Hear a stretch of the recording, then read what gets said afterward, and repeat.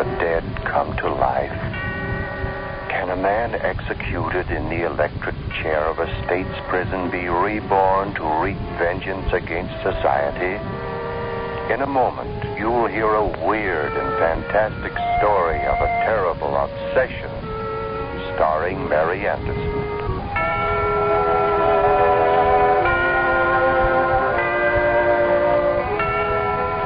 In the sordid confines of a psychopathic ward, redolent of iodoform and formaldehyde, where a moon-faced clock fights off time in rounded nibbles, a girl lies under the white counterpane of a restraining bed.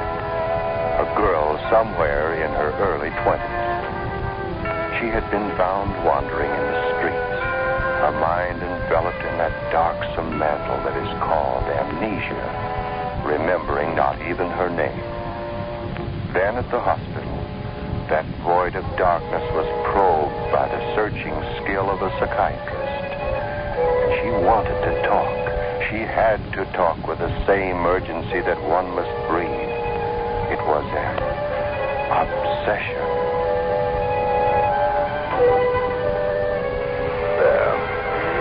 There, Miss Bennett. You feel a little easier now? Skip the bedside manner, Doc. I just want you to listen to me for a while. That's all you can do for me anyway. This whole thing keeps buzzing around inside my head. It's driving me crazy. I saw that look between you two. You think I'm crazy already. Well, maybe I am. Maybe I'm dead, too. I don't know. It all seemed like simple arithmetic. Just simple arithmetic. What is it you want to tell us, Miss Bennett? I don't know why I want to tell you. The whole lot's on me. But I've got to stop this buzzing inside my head. This buzz. Look, Doc. Do you remember a guy called Olins? Frankie Olins? The gangster? Oh, yes. I saw him in the headlines. Held up a postal truck, didn't he? Well, let's see now. He got away with $400,000. Well, he almost got away. And the next time I saw his name, the state had him in a gas chamber. That was it, wasn't it? No, Doc. Not by a long shot. That was just the beginning. You mean you've been in conversation with him since he went to the great beyond? Where Frankie finally went, it's too hot for conversation. But he didn't go there when the state and the newspapers thought he did. You see, I was Frankie's girl. Well, anyway, he figured I was. So I know the whole story. I ought to know. I made it happen. Right from that day I went to visit Frankie in the death cell. He was waiting for his mouthpiece, Jim Vincent, and for his brother, Carl. I knew he'd never tell where he had hidden that hot $400,000. $400,000. Unless we got him out. So, when Jim and Carl arrived and told us the reprieve had been turned down by everybody, even the governor, I decided to try a long shot. Something I'd been keeping under wraps for a long time. Frankie was pacing the cell again. Well, what are you going to do? Just sit here? Can't you think of something? Come on, Carl. Where's that brotherly love? We've seen everybody. I don't know what to do. There's not a legal trick left. But there is a chance. Just one. It's a long one, Frankie. What is it? For Pete's sake, what is it? There's a friend of mine, a doctor. I was talking to him last night. A doctor? Are you kidding, Sally? What good can a doc do me? Why don't you let her talk, Frankie? Maybe she's got something. All right. Go ahead. It's like this, Frankie.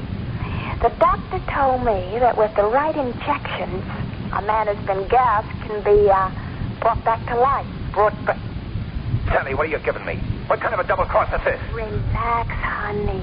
Before you have a guard here. I'm telling you a plain fact. Anyone who's been gassed and even pronounced dead can be revived, provided you get him to the right doctor fast enough. You want to hear the details, Frankie? Okay, Sally. I'm listening. But get this straight. You, Jim, and you, Carl, I don't do no talking about the 400 grand until I'm out of this pen. And you can figure how much talking I'll do if I come out dead.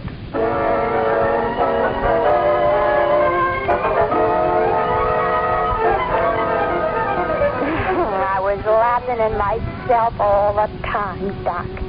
Frank, worrying about Jim and Carl when it was little me who had all the plans. Well, anyway, we pulled it off. We bought ourselves a couple of prison guards and a laundry driver. On my instructions, Frank asked to be cremated. Then, after the prison officials pronounced him dead, our guards switched bodies. One body was sent to the crematory with a tag of Frank Collins. That's the one you read about in the headlines. But the real Frank Collins was shoved into a laundry sack. In less than 10 minutes, the truck driver was pulling up in the rear of an old house I'd rented about a mile from the pen. Laundry man. Come on, Jim. Carl. Okay. Give me a hand. Yeah. That's it. Lay him down on the table. All right. Okay, driver. Yeah. Okay. Here's your money. Beat it. Okay, lady. All right, Scotty. Here he is.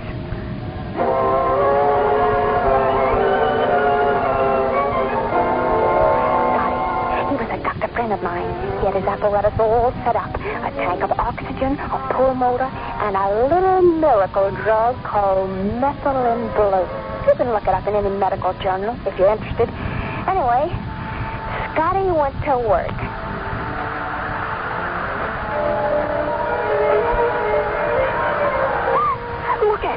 Look at Frankie, boy. He's breathing. Breathing again.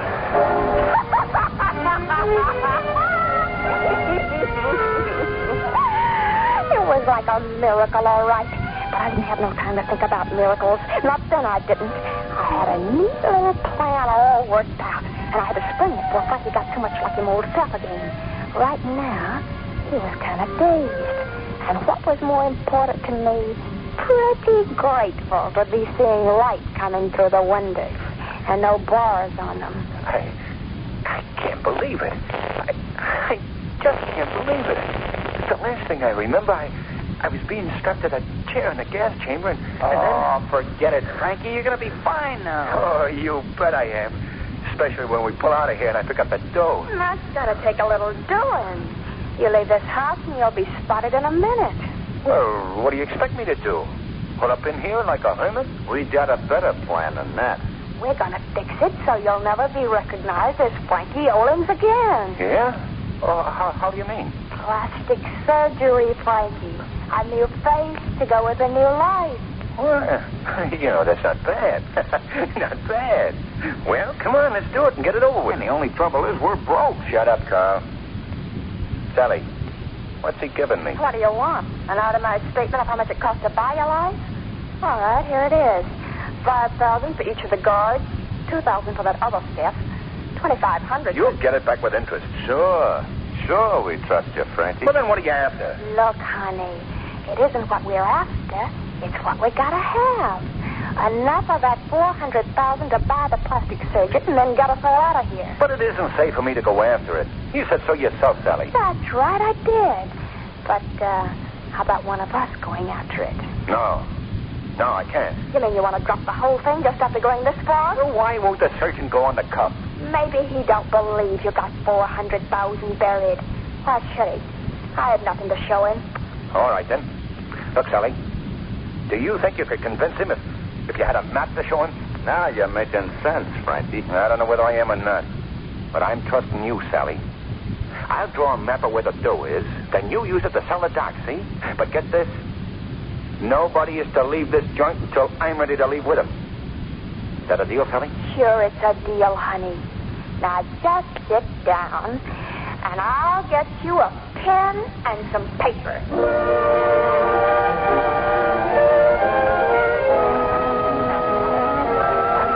And then, right at this point, on the left side of the highway, there's an Auto Club road sign.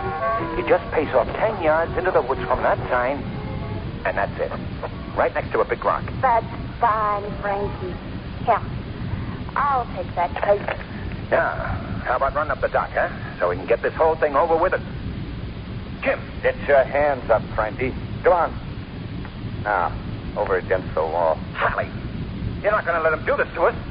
Sally. Sorry, Frankie, but this is the way it's got to be. What?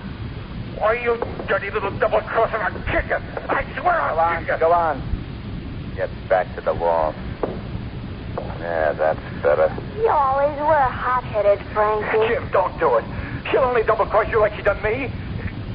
Carl, you tell him. Carl's not going to tell him a thing, Frankie.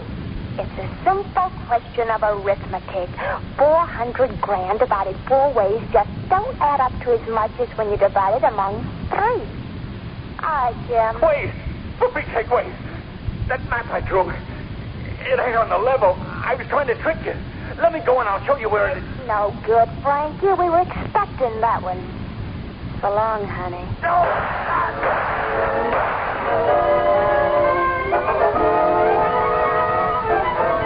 That was the real end of Frankie Olin. I don't know why he couldn't understand. It was just a matter of simple arithmetic. Besides, it wasn't any crime. There's no crime involved, is there? Shooting a man who was already dead.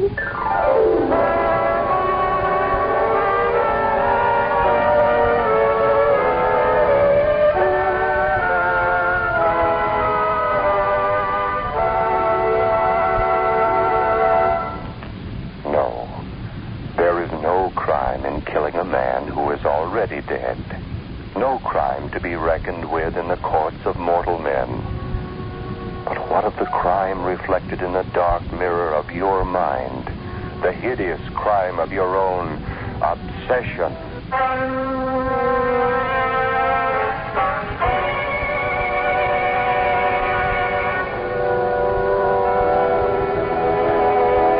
Returning now to The Strange Obsession, starring Mary Anderson.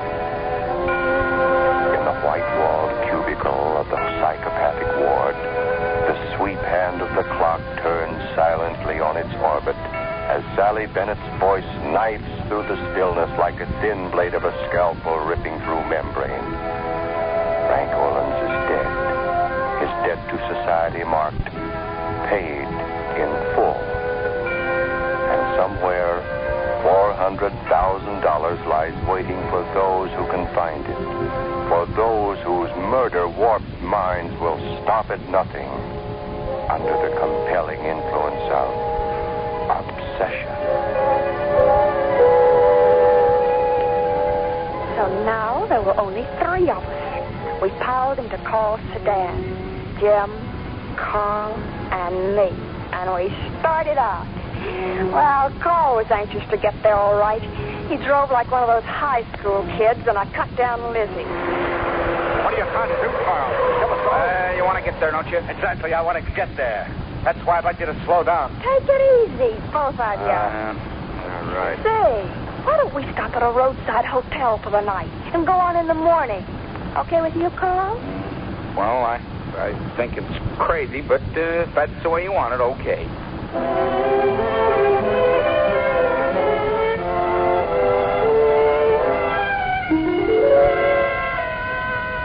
The 3 of us had dinner in an upstairs room. Dinner and wine and conversation. Conversation that set things up for a little plan I'd worked out with Carl. How's about it, Jim? Another glass for you? I don't think I'd better have any. Don't be silly, Jim. We got lots to celebrate tonight. Okay, yeah, certainly have. Okay, Carl, fill her up. Sure, yeah. You keep Jim company, Carl. I'm going to take a look at that balcony view. Okay, Sally. Okay. Well, here's to the 400 grand, Jim. And to Sally, huh? Ah, what a girl. And there's one thing I want you to keep straight, Carl. The money we divide, but not Sally. She's all mine, you understand? Jim, Huh? why don't you come out here on the balcony with me? It's nice and private out here. Yeah, you don't have to repeat that invitation. Well, see you later, Carl. Go to it, Jim. I wouldn't have a chance with her even if I wanted it. Sure, I am, Jim. Huh? Over by the railing. Oh. Pretty out here, isn't it? Yeah. Yeah. You're pretty, Sally. Come here. You and me are going to have a great time, aren't we? Why not? We'll have nearly $300,000 to keep us warm, Sally. Anywhere we want to go, we go there. Anything we want to do, we do it. I've been waiting a long time for a setup like this. So have I. Oh, Jim, look. Right in our backyard, a deer. Yeah, that's nice. Look at him, Jim. He's cute. I don't see anything. Here, get where I'm standing. Huh? Right by the rail. I still don't see anything. He's down under our balcony. You'll have to lean over to see him. Sure you're not seeing an elephant, Sally? A little pink one, huh? Oh, where? You seeing things, Sally. Maybe you'd better have another... Carl, what are you... No!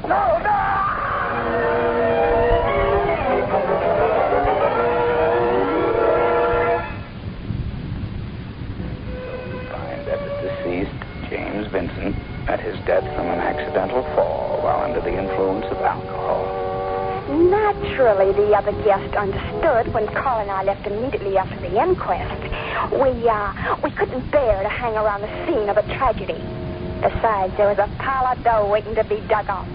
Carl and I, we were the only members left of the 400 Grand Club. There were no secrets between us, except one. Just one. Carl didn't know that.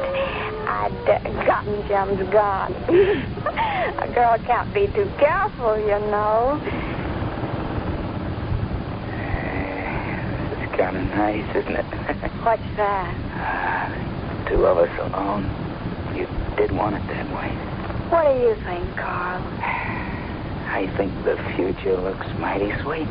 It was different with Frankie and Jim along. They were both suckers. Always in hot water with the cops. You and me, nobody's got a thing on us. It's because we keep our heads working.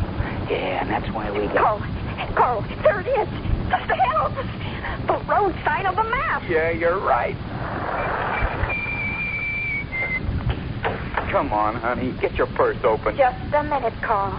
Get that shovel out of the turtle bag. Oh, yeah, I'm so excited I almost forgot. And you were just saying you always keep your head working. Well, mine's still on tight. Let's see now. 10 paces from the sign into the woods. Yeah, you measure it off. I'll get the thing. 1, 2, 3, 4, 5, 6, 7, 8, 9, 10. This must be it, all right. Does everything match up? It sure does. I came right up by this big rock, just like on the drawing. Yeah. Okay, Carl. I'll keep a lookout, just in case anybody gets nosy. Yeah, okay. Go on. You can start digging. Yeah, all right.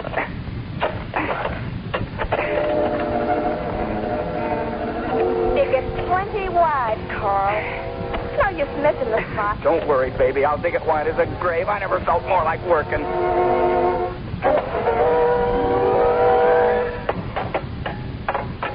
Oh, baby, there she is. Looks like an old tool chest, don't it? But we know better, don't we, Carl? We know it's a gold mine. Come on, get it out of that hole. Yeah, okay. There she comes.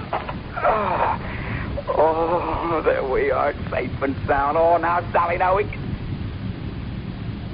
Sally, what are you doing with that gun?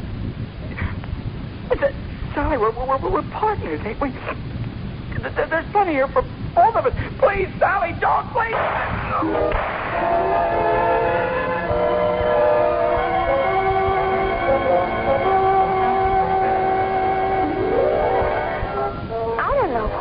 None of them understood. It was all just simple arithmetic. I wanted it to be 400,000 divided among one, Lee. And that's the way it was now. I pushed Carl's body into the grave he'd dug for himself.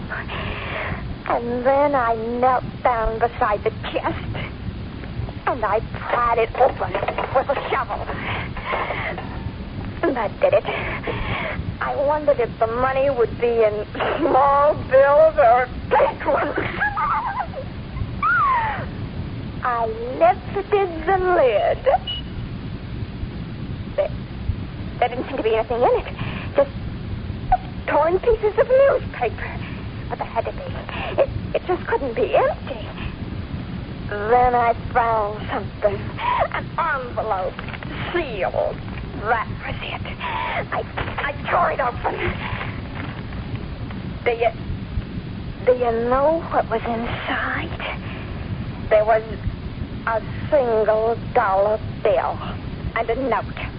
A note from Frankie that said, whoever's double-crossed me, keep this buck for your trouble. The rest of the 400 grand, I'll leave to the worms. To the worms.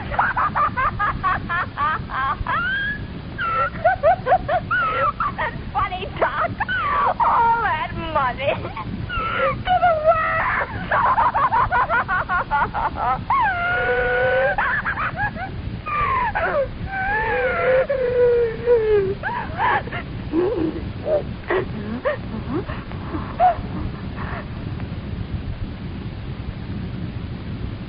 They say they found me wandering on the highway. I don't know how I got there. I didn't remember anything until just a little while ago. And then I got this awful buzzing inside my head. I thought it'd go away if I told you about everything, but it's worse than before. I guess I just gotta die to get rid of it. Anyway, it'll be better that way. I wouldn't want to live without the money. You see, I counted so much on it. I never thought about the things I was doing to get it until the money wasn't there. You understand about that, don't you, Doc? It was all just simple arithmetic. Simple arithmetic. Hold it up. That's hold it. What's happened to her, Dr. Arnold? Just a minute. No, it's no use. She's dead.